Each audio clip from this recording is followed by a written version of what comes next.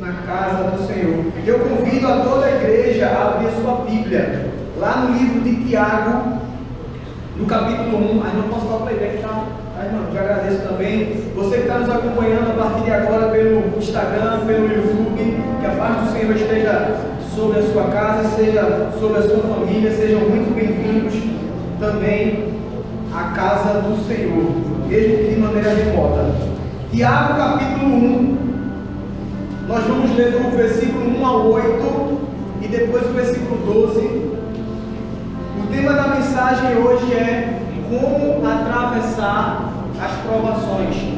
Como atravessar as provações. Tiago capítulo 1, versículo 1 ao 8. Deus tem uma palavra para você nessa noite. Não é por acaso você está aqui nessa noite. Foi o próprio Deus que marcou o encontro com você. Eu sempre falo, não existe acaso no reino de Deus. Não existe coincidência, existe propósito. Existem planos de Deus para a nossa vida. Eu tenho certeza que Deus te trouxe aqui porque Ele quer marcar um encontro com você. E se você abrir o seu coração nessa noite para receber o que o Espírito Santo de Deus quer fazer, eu tenho certeza que vai acontecer uma transformação de Deus quando a gente ouve a voz de Deus. Porque a presença de Deus já está aqui. E se você ouvir a voz de Deus, eu sempre falo, se você ver lá em Gênesis, na primeira passagem da Bíblia, a Bíblia fala que o mundo estava em trevas, mas o Espírito de Deus pairava sobre as águas, ou seja, a presença de Deus já estava naquele lugar. E quando Deus fala, haja luz, e quando há essa junção da presença de Deus com a voz de Deus, é uma presença transformadora. E o Espírito Santo está aqui justamente para transformar a sua vida. Se você ouvir a voz de Deus nessa noite, creia que o sobrenatural de Deus vai acontecer. Amém? Amém. Quem já conseguiu achar Tiago capítulo 1, versículo 1 ao 8, diga: eu amo a Bíblia. Eu amo a Bíblia. Quem ainda está procurando, diga: eu também. Todo mundo já achou? Tá, vai dar aqui na tela, irmão, também? Tiago capítulo 1, versículo 1 ao 8. Se você não está com Bíblia, pode acompanhar aqui. Diz assim a palavra do Senhor: Tiago, servo de Deus e do Senhor Jesus Cristo, as 12 tribos dispersas entre as nações, saudações. Meus irmãos, considerem motivo de grande alegria o fato de passarem por diversas provações, pois vocês sabem que a prova da sua fé produz perseverança, e a perseverança deve ter ação completa, a fim de que vocês sejam maduros e íntegros, sem lhes faltar coisa alguma. Se algum de vocês tem falta de sabedoria, peça a Deus, que a todos dá livremente de boa vontade, e lhe será concedida. Peça, porém, com fé, sem duvidar, pois aquele que duvida é semelhante à onda do mar, levada e agitada pelo vento. Não pense tal homem que receberá coisa alguma do Senhor. É alguém que tem mente dividida e é instável em tudo o que faz. Pula para o versículo 12.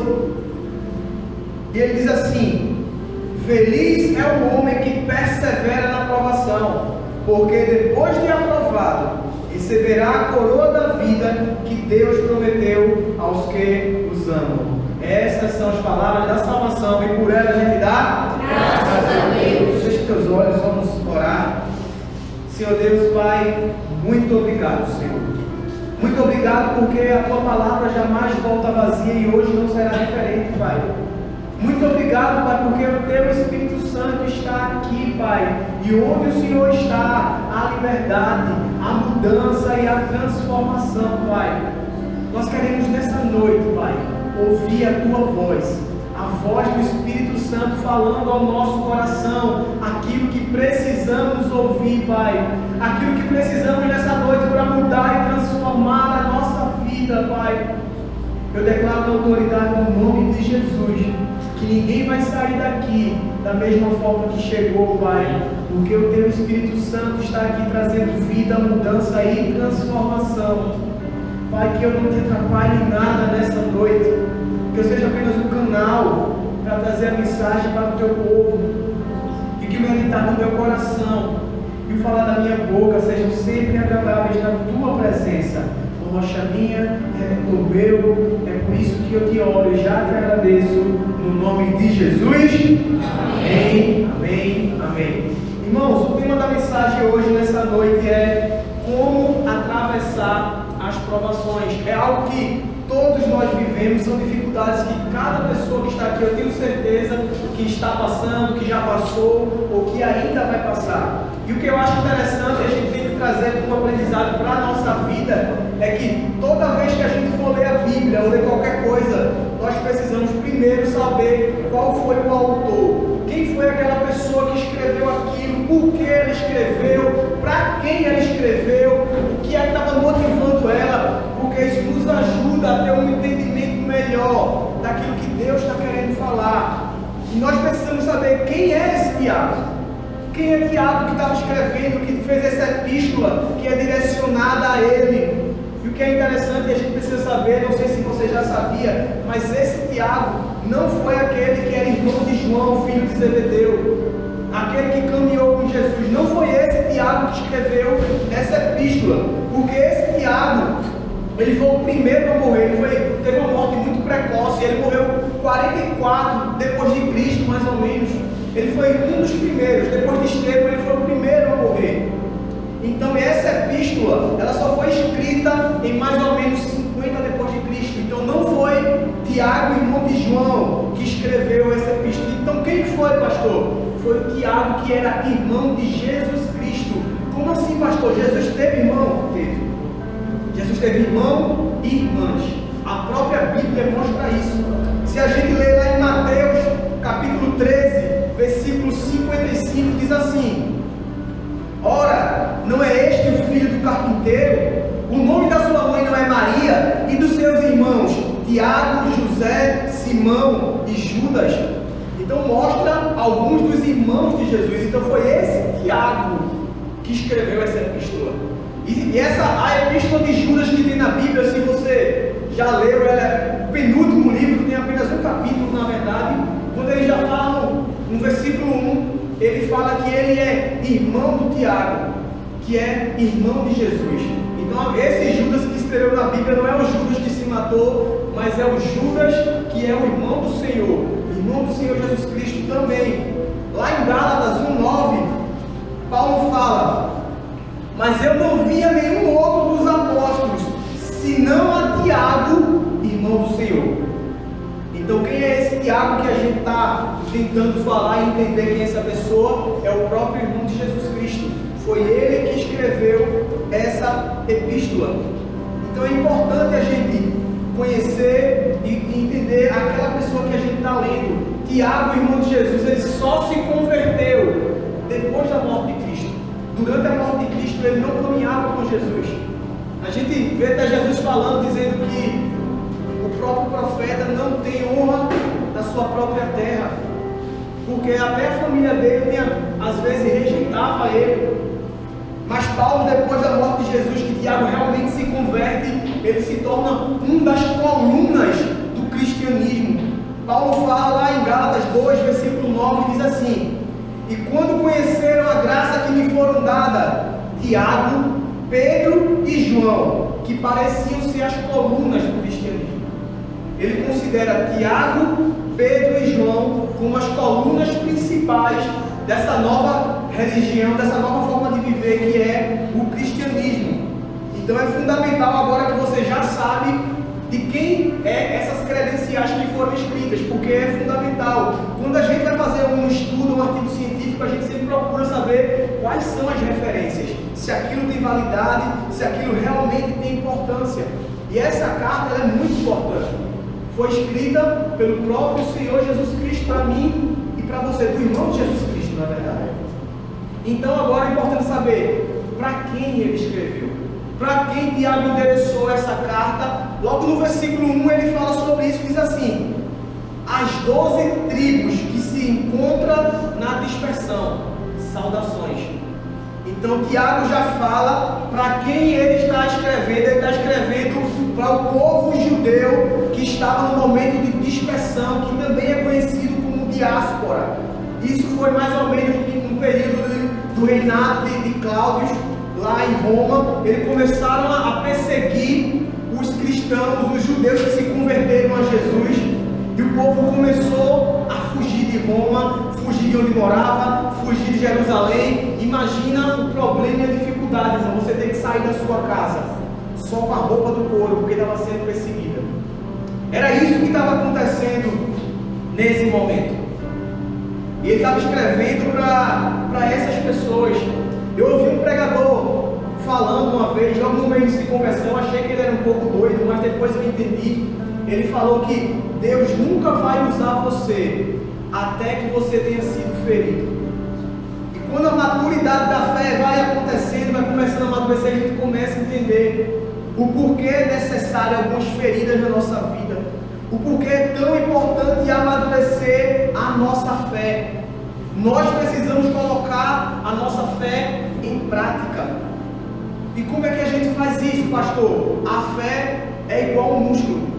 O músculo, ele precisa ser exercitado para que ele possa crescer e se desenvolver. E como é que a gente exercita o músculo? Com exercício, colocando ele sobre uma tensão maior do que ele possa suportar as situações anormais.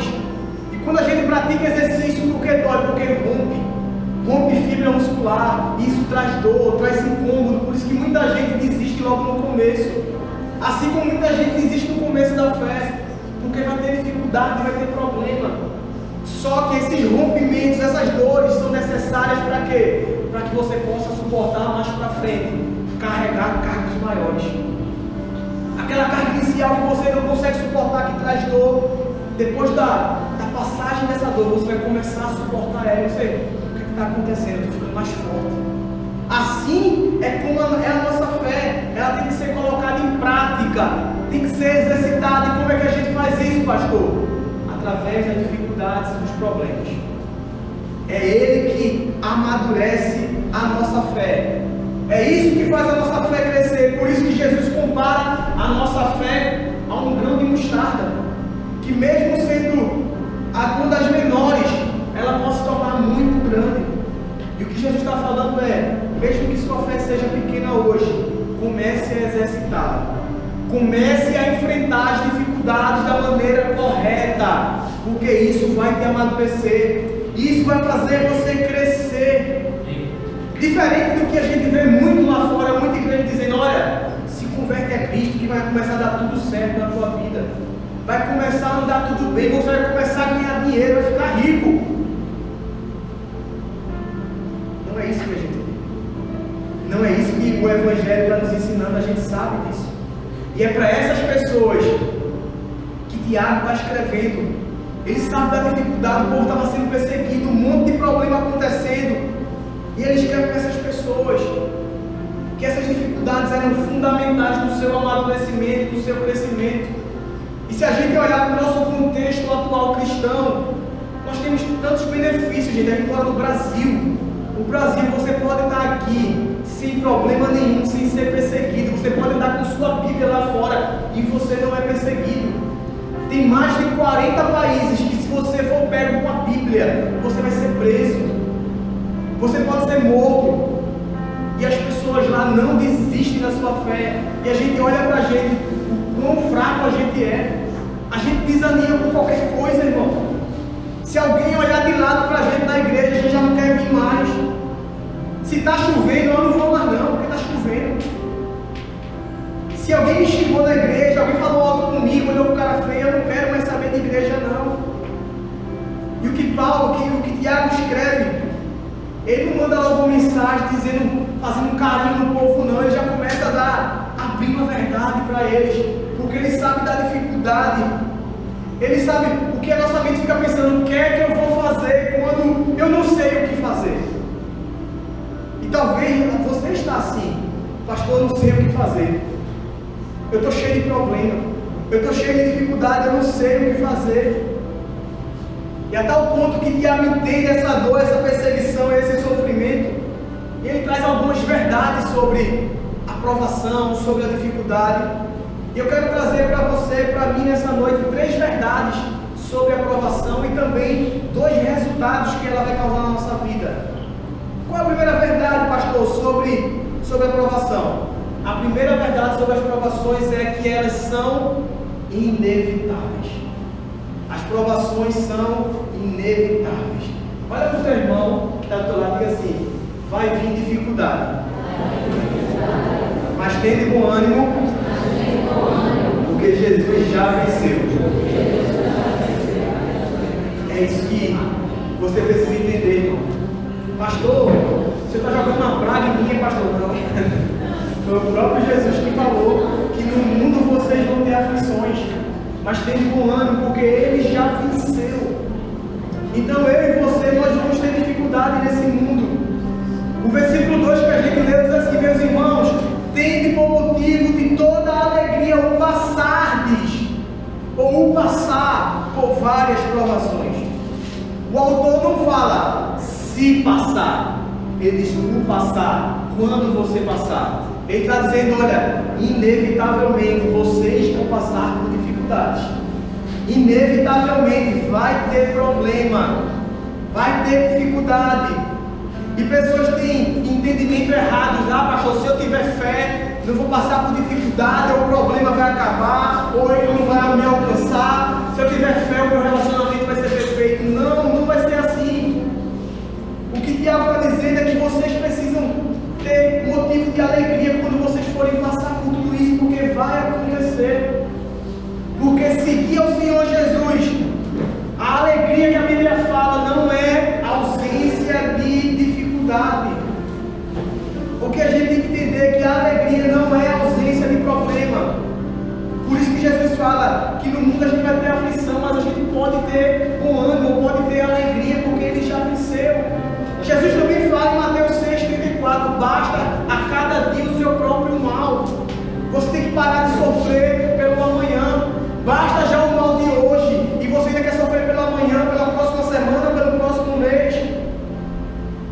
Você tem que entender que a alegria não é a ausência de problema. Eu sempre falo aqui, mas é a certeza da presença de Deus em todos os seus problemas. E é por isso que Paulo fala lá em Atos 14, 22: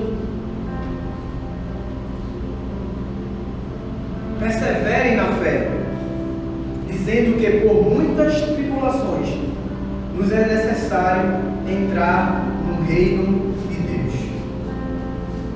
Paulo fala que a gente tem que perseverar, a gente tem que confiar, tem que passar por ela, porque são através delas que nós vamos conseguir entrar no reino de Deus. Logo, o viver para Cristo é normal ter tribulação, é normal ter dificuldade. Por quê? Porque elas são inevitáveis. Pastor, eu entendi que a primeira verdade sobre a provação é que elas são inevitáveis. E além de inevitáveis, elas também são ilimitadas. As provações, além de inevitável, elas são ilimitadas. A Bíblia fala o passar por várias provações. Ela não diz o passar pela provação. Não é apenas uma, são várias provações. Então entenda, você vai ser tentado ou provado em diversas áreas. Pastor, eu estou passando dificuldade financeira tão grande. Vai acontecer dificuldade em outras áreas também. Talvez na sua família, na sua saúde, no teu trabalho. Porque são várias provações que acontecem na nossa vida. E a gente entende que, além de inevitável e ilimitadas, elas também são inesperadas. As provações são inesperadas, inevitáveis e ilimitadas. A palavra provação no grego significa, ela vem da palavra peirasmos, que significa aquele que ataca. Então o que a gente precisa entender é que as provações, elas sempre vão acontecer quando você menos espera.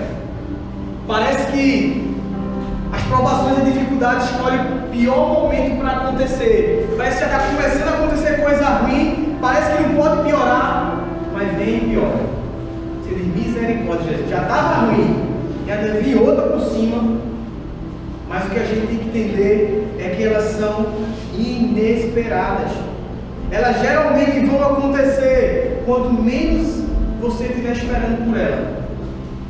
Mas é justamente por isso que Tiago fala: considerem por motivo de grande alegria o fato de passarem por diversas provações. O que Tiago está querendo dizer, ele está querendo dizer que a provação vai trazer alegria no seu coração, não. Porque não é isso que vai acontecer. Quando a provação chegar, você vai ficar: ei, estou passando por dificuldade financeira. Não é isso. O que você tem que entender, e o que Tiago quer nos falar, é que para quem vive para Cristo, mesmo cercado por problema, nós conseguimos nos manter firmes e alegres. Mesmo passando por dificuldade, porque como a gente falou, dificuldade não é ausência de alegria, não é ausência de dificuldade, mas é a certeza da presença de Deus na nossa vida. E nós vivemos uma vida assim, porque a nossa prioridade é totalmente diferente da prioridade do mundo. A nossa prioridade não é apenas a nossa vontade, mas é a fazer a vontade de Deus. É por isso que Paulo tinha um entendimento totalmente diferente, irmão. Se você lê a Bíblia, conhece a Bíblia, não tem ninguém depois de Jesus que sofreu mais que Paulo. Paulo, ele sofreu de todo jeito que você imaginar. Pisa de todo lado, passou fome, dificuldade, frio, picada de cobra, naufrágio 3 vezes. E você vai ver ele sempre constantemente alegre, porque ele tinha esse entendimento no coração dele. Ao ponto lá em Filipenses 1, 21, ele diz assim: porque para mim o viver é Cristo e morrer é lucro.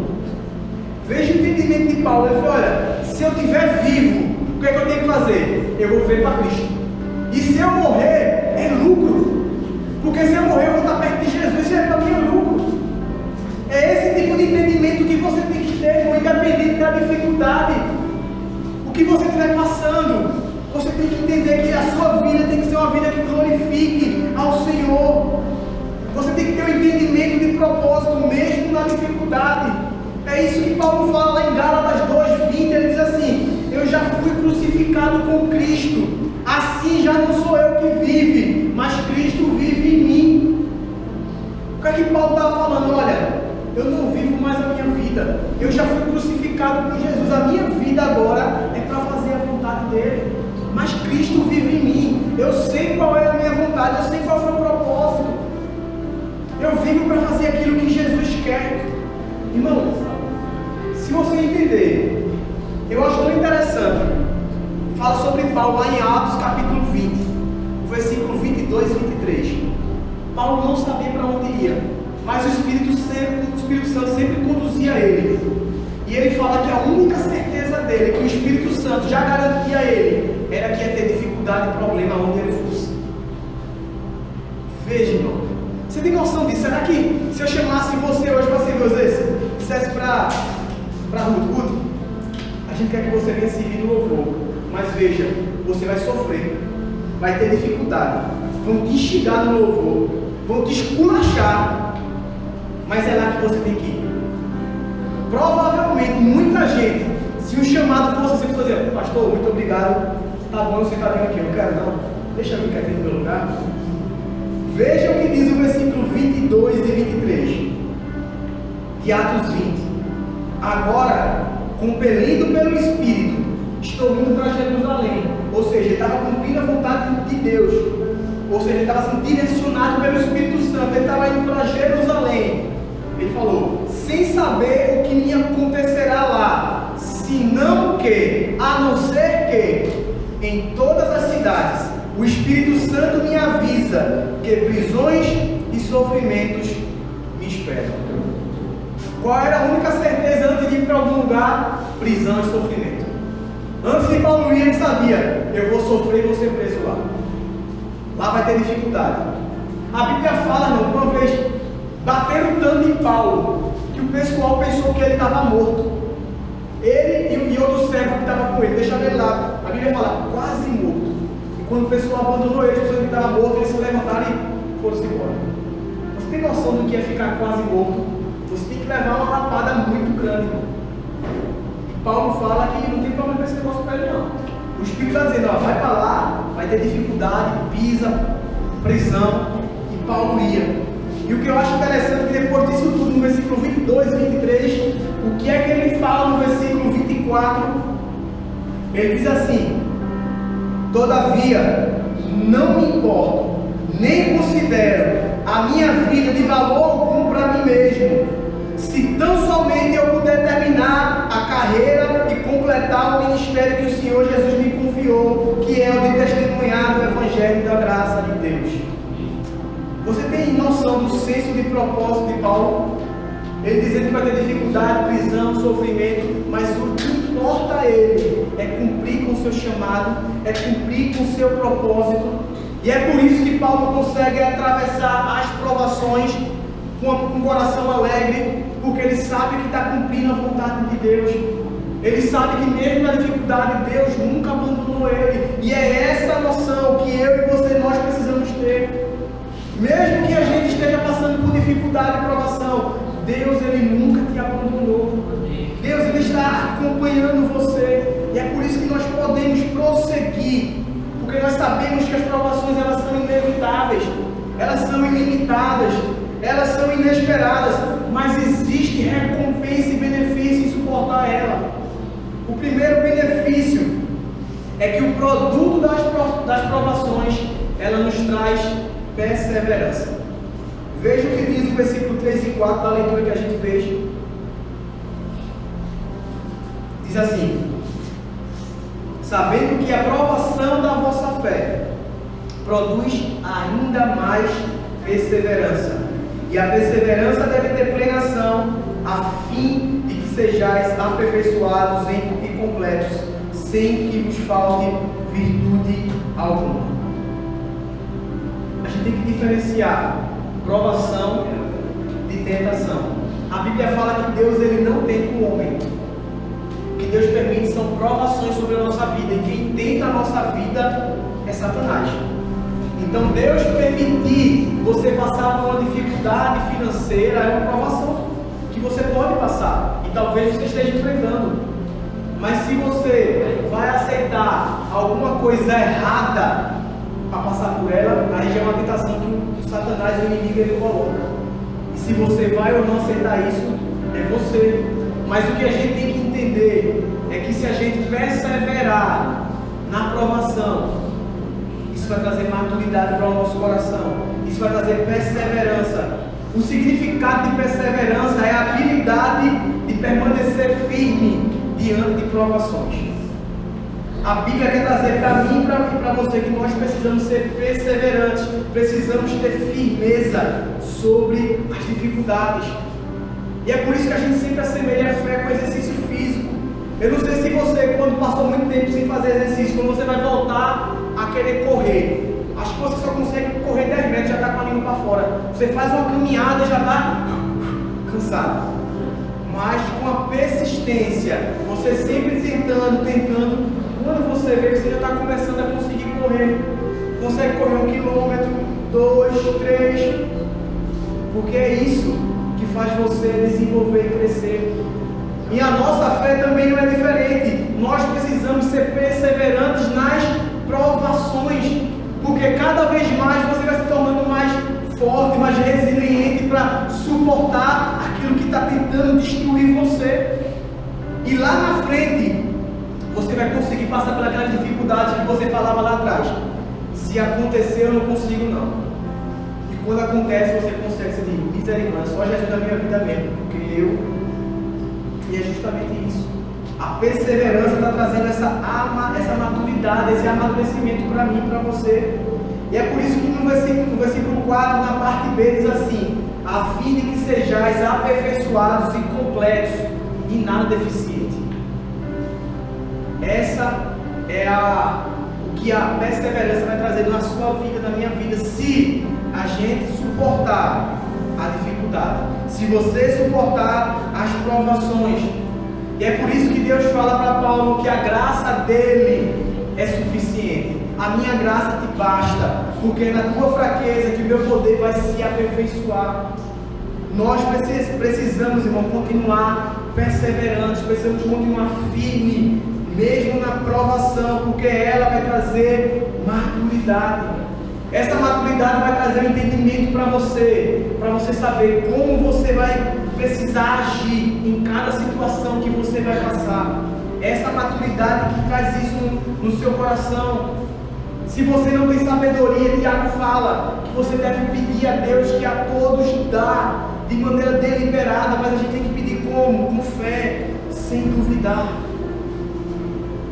E é por isso que a gente já entendeu que as provações, elas são inevitáveis, ilimitadas, chega sem a gente esperar, mas que se eu conseguir continuar perseverante, firme, isso vai me amadurecer a minha fé. E a recompensa final, existe uma recompensa final em resistir às provações.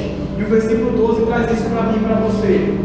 O versículo 12 diz assim: feliz é a pessoa que persevera na provação, porquanto, após ter sido aprovada, receberá o prêmio da coroa da vida.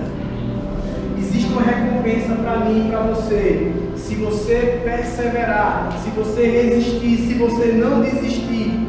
Tem uma frase de um autor que eu acho bem interessante, que diz assim: nós não podemos escolher as cruzes que vamos carregar, mas podemos escolher as reações que vamos ter diante delas.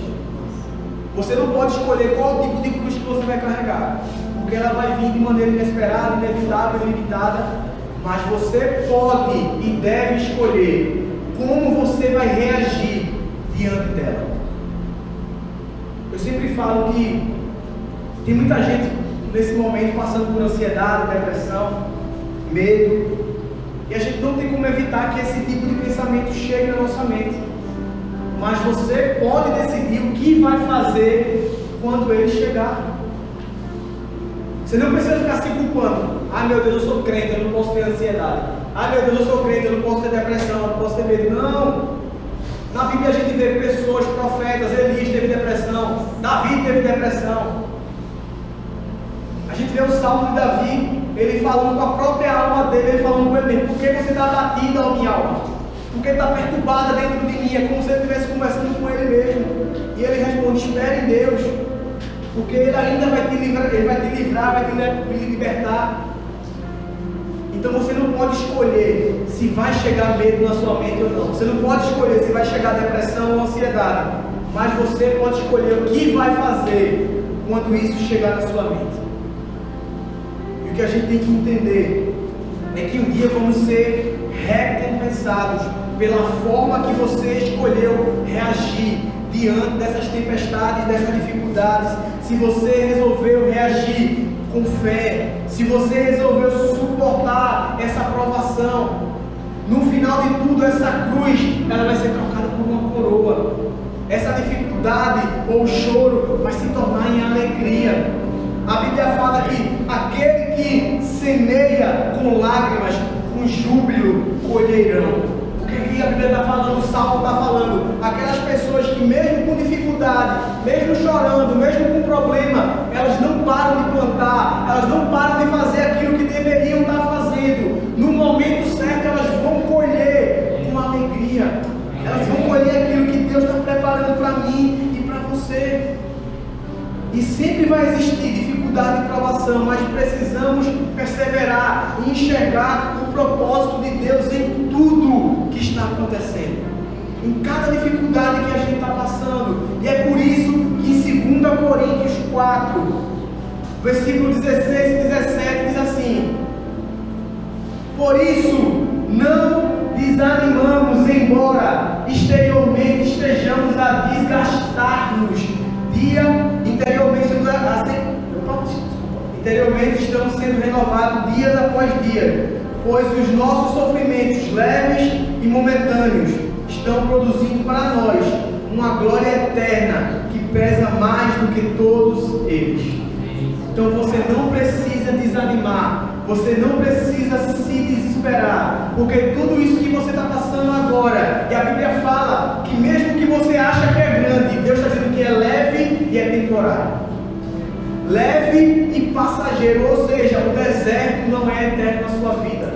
O deserto ele não veio para ficar, o problema não veio para te destruir, mas isso veio para te honrar, isso veio para te glorificar, porque vai ser uma glória eterna que vai pesar muito mais do que tudo isso. E é por isso que o versículo seguinte diz: olha, então não devemos fixar os nossos olhos naquilo que se vê, porque o que se vê é passageiro. Então fixe os olhos naquilo que você não pode enxergar, porque isso sim é eterno. Então você não pode fixar os olhos na sua dificuldade ou no seu problema. Fixe os olhos em Deus, no seu livramento, porque isso é eterno. Fixe os olhos naquilo que Jesus vai fazer na sua vida quando Ele te livrar desse deserto. Comece a olhar quem você vai ser depois que você passar por essa dificuldade, irmão.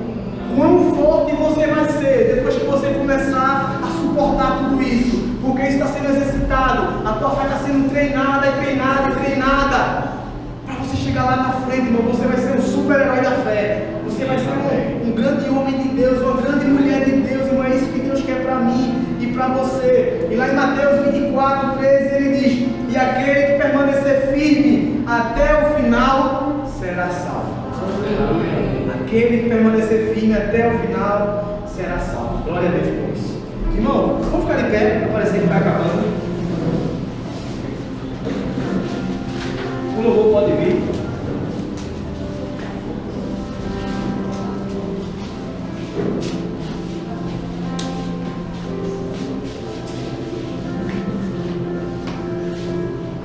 Gente, eu não sei porque Deus trouxe aqui nessa noite, mas Ele sabe o porquê. Ele sabe o que você está enfrentando. Ele conhece cada provação, cada dificuldade. Ele sabe aquilo que você ainda vai enfrentar. Ele sabe toda a tempestade. Ele sabe que está difícil. Ele tem visto o seu choro. Nada está alheio aos olhos de Deus. Nunca pense que Deus esqueceu de você. Nunca pense que Deus está fora do controle da sua vida, porque Ele ainda está no controle da sua vida. O que Ele quer é que você entregue o controle da sua vida para Ele. Que você coloque o controle da sua vida nas mãos dele, para que Ele possa conduzir, para que você possa entender como passar por cada provação, por cada dificuldade. Que a gente possa entender e sair daqui entendendo que tudo isso que está acontecendo na sua vida não vai destruir você, não vai derrubar você. Deus, Ele está preparando você para onde Ele quer te levar. Deus, Ele está te capacitando para poder dar aquilo que Ele quer te dar, e talvez você não está podendo receber ainda. Isso é uma preparação para tudo aquilo que ainda vai acontecer na sua vida, irmão. Porque as provações, elas são inevitáveis, elas são ilimitadas, elas são inesperadas. Mas existe recompensa quando você se mantém firme. Existe recompensa quando você é perseverante. No final de tudo, você vai herdar uma coroa da vida eterna. O próprio Jesus está te esperando para mandar você entrar. Entra no gozo eterno do teu Pai. Filho querido, filho amado. Feche teus olhos no teu lugar. Senhor Deus, Pai, muito obrigado, Senhor. Muito obrigado por tudo aquilo que o Senhor tem falado ao nosso coração. Obrigado, Senhor, porque o Senhor nunca deixa a gente passar por algo sem antes nos preparar. Se existe alguma provação ou alguma tentação que estamos passando e enfrentando hoje, o que nós precisamos saber é que o Senhor não permite que eu e ninguém aqui passe por algo que a gente não possa suportar. E se estamos passando é porque podemos suportar, Senhor. Mas fiel é o Senhor, que sempre nos dá um livramento, um escape, para que a gente possa resistir, Senhor. Nós sabemos, Pai, que as leves e momentâneas tribulações e provações, ela vai resultar no peso de glória eterna, quando tudo for revelado, quando tudo isso passar pela nossa vida, Senhor. Pai, nos ajuda, Senhor. Nos ajuda para que nessa noite não seja mais uma exposição de palavra de conhecimento, mas que essas palavras elas ganhem poder na nossa vida, no nosso coração, para que essas palavras elas tragam alívio, conforto, refrigério, bálsamo sobre a nossa vida que estamos precisando hoje, Pai. Que essas palavras tragam um encorajamento, uma força para nos levantar. Pessoas que estavam fracas, desanimadas, que elas possam ganhar ânimo, ganhar força para caminhar, Senhor. Porque é o Senhor dizendo para elas que o Senhor nunca esqueceu delas.